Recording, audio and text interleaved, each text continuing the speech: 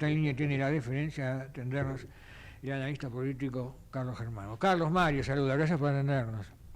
Hola Mario, ¿cómo te va? Buenas tardes, gracias por llamar. No, por favor, bueno, como punto del ovillo voy a reiterar algo que decía en la apertura.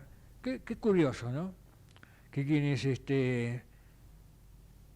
procuraron imponer el estatismo durante 2 décadas, hoy en día están beneficiados por la privatización de alguna forma de su encarcelamiento, porque en definitiva lo están cumpliendo en un ámbito propio, ¿no es cierto? Simplemente esta figura para disparar, porque bueno, tengo muchas cosas, Formosa, Rosario, Santa Fe, pero y además señalaba yo en apertura que más allá de las dimes y diretes, los insultos, te digo esto, yo no te contesto, estamos hablando de Milei, Kicillof, el tema sigue siendo, como decía yo, recordaba a Tracy Scott, el editor de The Guardian, en 1920, cuando el centenario no era ni mucho menos autóctono este invento, sino fue este editor británico que dijo que los hechos son sagrados y las opiniones son libres, ¿no es cierto? Así que, bueno, es un poquito cambalache, en el barro todos revolcados. Dale, Carlitos.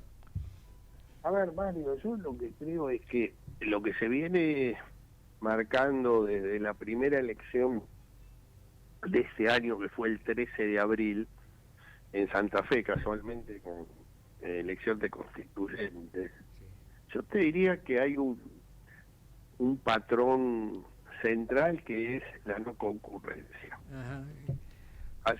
Fuiste el primero que lo señalaste antes de la elección de capital, lo recuerdo perfectamente, te doy el copyright. Esto sigue firme y hay un dato que ayer, por ejemplo, Rosario, sí, la mitad de la población rosarina no fue a votar. Ajá. Y el dato más significativo es que fundamentalmente la no concurrencia se posó entre la generación de los 20 a los 35 años. Ajá. Ese es un voto que en el 2023 acompañó mucho a la Libertad Avanza. Ajá.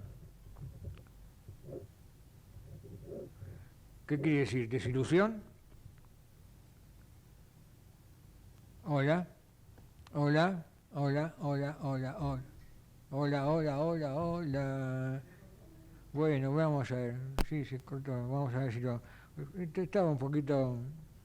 Tenía algún eco de fondo. Así, vamos a tratar de restablecer el contacto con Carlos Germano, que te estaba diciendo. Bien lo señalaba él, lo recordé yo, antes de las elecciones de Capital Federal, la ciudad autónoma de Buenos Aires, como quieran llamarle, que él había señalado que hasta ese momento las 5 elecciones que habían tenido lugar en el país tenían un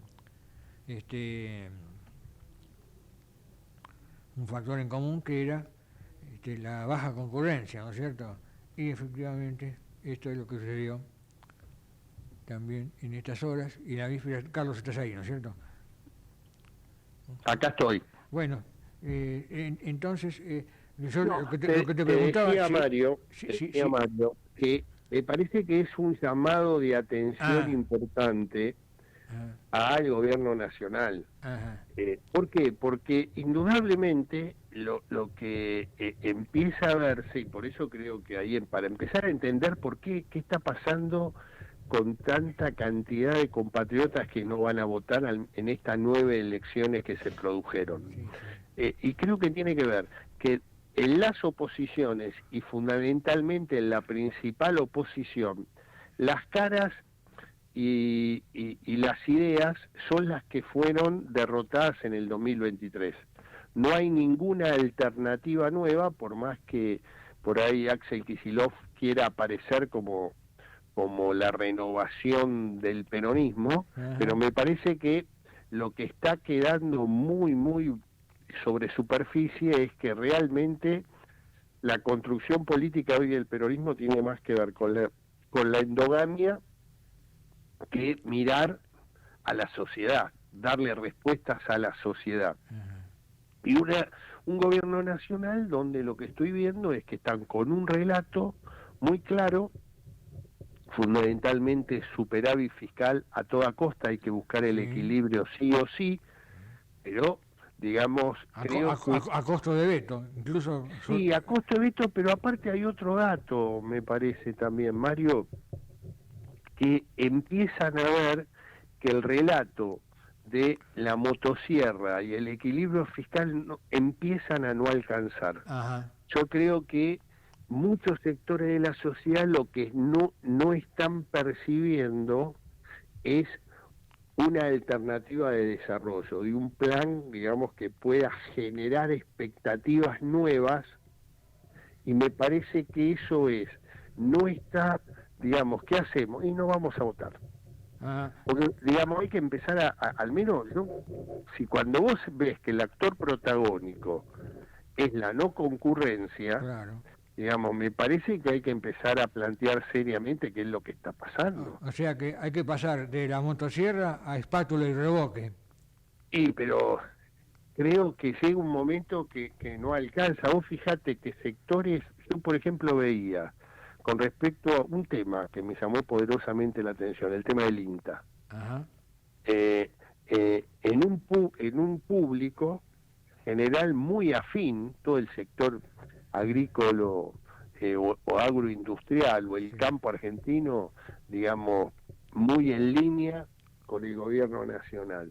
Y donde indudablemente cuando dijeron motosierra acá, dijeron, no, pará, al INTA no. Es verdad que se puede ayornar, que se puede manejar una institución, pero no podemos directamente decir esto no existe más o directamente pasemos nada más que motosierra, porque el INTA cumple un rol muy importante en todo lo que es el desarrollo agroindustrial de la Argentina. Podemos anticipar, Carlos, que en la próxima inauguración de este mes de la exposición rural va a ser clave también a ver cómo se recibe el discurso del presidente. Y bueno, yo creo que este es un tema muy también que hay que mirarlo con mucho detenimiento. Vos pensás que el presidente en su campaña política dijo asumo como presidente y las retenciones son cero. Y no puede, digamos, no hubo ninguna posibilidad que esto ocurriera, digamos, y tampoco hay un plan de mediano y largo plazo con respecto a estos temas. Por eso digo, me parece que estamos en un momento donde el gobierno, te diría, se enamoró con un presidente cada vez más locuaz, saliendo, digamos, pensando que la figura del presidente alcanza para todos. Y yo creo que ojo, que no empiecen que les puede pasar que estén subestimando a muchos sectores de la sociedad. Y esos sectores de la sociedad lo que están planteando es decir, no vamos a votar. Y fundamentalmente en una franja etaria que fue vital para que Javier Milei fuera presidente de la República. Digo, estos son luces amarillas que me parece que lo van a tener que empezar a ver con mucho detenimiento. Que si no estoy de acuerdo con las oposiciones, o fundamentalmente con la principal oposición, que puede ser el Frente de Todo, el kirchnerismo o el pero-kirchnerismo, dice, bueno, a mí no voy a votar. Y ahí es donde me parece que pierde esencia también, porque indudablemente empieza a haber un grado de desgaste, un grado de fatiga, de desánimo, en el cual la sociedad había apostado a un outsider, y vos decís, y la gente, muchos sectores empiezan a decir, che, pero esto es más de lo mismo. Claro. Son esos momentos, viste... De legitimación, no. Exactamente, y son momentos bisagra, Mario, que hay que tener mucho cuidado, porque todo indicaría, ¿por qué en la próxima elección, si mal no recuerdo, es el 31 de agosto en Corrientes? Y después Buenos Aires. Después el 7 de septiembre en la provincia de Buenos Aires. Ahora, la pregunta que es, todo indicaría que la no concurrencia va a seguir siendo el actor protagónico. ¿Por qué va a ser diferente en Corrientes de lo que vino pasando, o en Provincia de Buenos Aires de lo que vino pasando. Entonces digo, me parece que hay que empezar a plantearse, porque está siendo un actor protagónico la no concurrencia. Y cuando ves como en Santa Fe, en Santa Fe, específicamente en Rosario, que los que no van a votar son los sectores los sectores juveniles, vos decís, ojo, si esto es el futuro de la Argentina, ¿por qué no van a votar? Y bueno, me parece que esto es lo que hay que empezar a plantear, y hay que empezar a dar una respuesta. Y uno de los responsables centrales de esto es el gobierno nacional. Y voy a la oposición para cerrar. Se lo decía yo a un colega tuyo días atrás, el fallo de la Corte, la prisión de la señora Cristina Fernández. Podemos, parafraseando una película, internamente en algunos sectores del peronismo están diciendo, por fin nos la sacamos encima. Coincido plenamente, señor.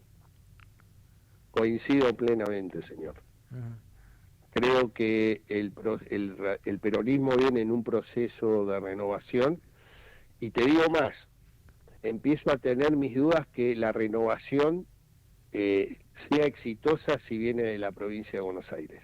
Epa. Ya en el año 85, don Antonio Cafiero, en su momento se escindió del peronismo, hizo un acuerdo con la Democracia Cristiana liderada por Carlos Saullero, llegó a la presidencia del partido, llegó a la gobernación de la provincia de Buenos Aires, y no pudo encabezar la renovación porque perdió por un hombre del interior, en este caso Carlos Menem.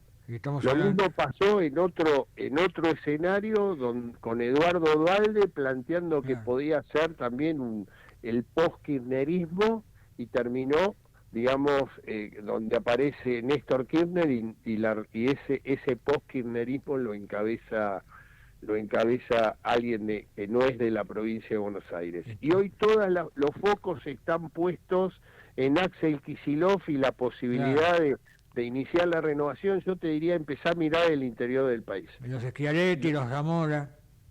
Exactamente, señor. Yo lo veo más por ahí. Esto no es ahora, creo que hay que pasar todo el proceso electoral, pero si el peronismo tiene algo que aportar en los años venideros, yo te diría, yo miraría más el interior federal que la provincia de Buenos Aires. Carlos, te agradezco mucho estos minutos para nosotros. Sos muy amable, como de costumbre. Abrazo grande, y termina bien el día. Está muy frío. Sí, la verdad, y se viene más todavía. Chao, hasta luego. Se viene más frío. Un gran abrazo. Abrazo, chau. Ahí estaba el analista político Carlos Germán.